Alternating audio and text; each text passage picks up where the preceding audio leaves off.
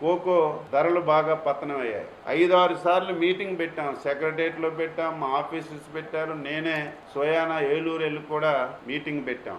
రైతులందరితో మాట్లాడాం. 450 రూపాయల కంటే ఒక పైసా కూడా మేము ఎక్కువ ఇవ్వలేం, ఎక్కువ ఇచ్చి కొనలేమని వాళ్ళు స్పష్టంగా చెప్తే మేము కంపెనీ వాళ్ళకి చెప్పాం, మీరు 500 కొనండి, మీరు ఒకవేళ ఇవ్వలేకపోతే ఆ 50 రూపాయలు మేమే ఇస్తామని చెప్పి ఏదైతే ఆ 50 రూపాయలు కూడా ఇంతవరకు కోకో 465 మెట్రిక్ టన్నులు ఇంతవరకు కొనుగోలు చేశారు కంపెనీలు. మిగిలినటువంటి 745 మెట్రిక్ టన్నులు ఉంది.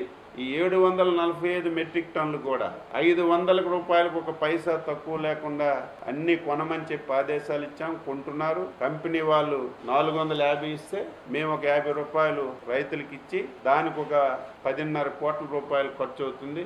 ఇంటర్ఫియర్ అయి కోకోను కూడా ఈరోజు రైతులకి నష్టం లేకుండా చేస్తున్నాం. అయితే ఈ సంవత్సరం నుంచి కోకో రైతులకు కూడా కోరుతున్నాం, మీరు విత్తనాల నుంచి మొత్తం అన్ని కూడా చక్కగా చూసుకోవాలి, మంచి విత్తనాలు తెచ్చుకోవాల్సినటువంటి అవసరం ఉంది. క్వాలిటీ తప్పనిసరిగా, తప్పు రైతులు కాదు, ఇంతవరకు కంపెనీలు కూడా క్వాలిటీ అడగలేదు.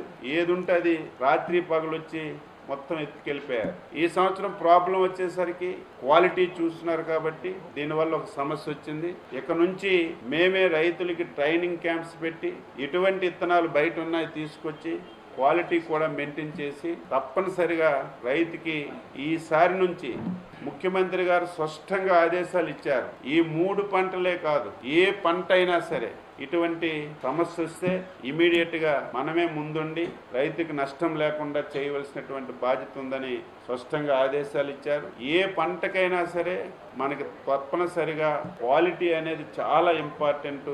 క్వాలిటీ ఉంటే ఈరోజు ఇంటర్నేషనల్ మార్కెట్లో ధరలు వస్తున్నాయి. క్వాలిటీ లేకుండా మనం ధరలు అడిగినా వచ్చే పరిస్థితి లేదు. కాబట్టి తప్పనిసరిగా రైతులకి చైతన్యపరిచి ట్రైనింగ్ ఇచ్చి ఈ విషయాలన్నింటి మీద నిష్ణాతులైనటువంటి కొంతమంది వ్యక్తులకి కోకోలో నిష్ణాతులైనటువంటి వారు ఉన్నారు, క్వాలిటీ మెయింటైన్ చేసిన వాళ్ళు ఉన్నారు, ఏ విధంగా ఎక్కువ క్వాలిటీ వస్తుందో అవగాహన ఉన్న వాళ్ళు ఉన్నారు. అటువంటి ప్లేయర్స్ కూడా రాష్ట్ర ప్రభుత్వం తీసుకొచ్చి వాళ్ళ ద్వారా రైతులకి చైతన్యపరిచి తప్పనిసరిగా క్వాలిటీ పెంచే విధంగా కూడా ఈ సంవత్సరం నుంచి చర్యలు తీసుకుంటామని ఈ సందర్భంగా తెలియజేస్తూ, ఇప్పుడు ఏదైతే ఈ 3 పంటలకి రైతులు ఆందోళన చెందుతున్నారు, ఈ ఆందోళన చెందవలసినటువంటి అవసరం లేదు. తప్పనిసరిగా ఈ 3 పంటలకి రాష్ట్ర ప్రభుత్వం పూర్తిగా వేరు చేసి కొంటామని చెప్పి స్పష్టంగా తెలియజేస్తున్నారు.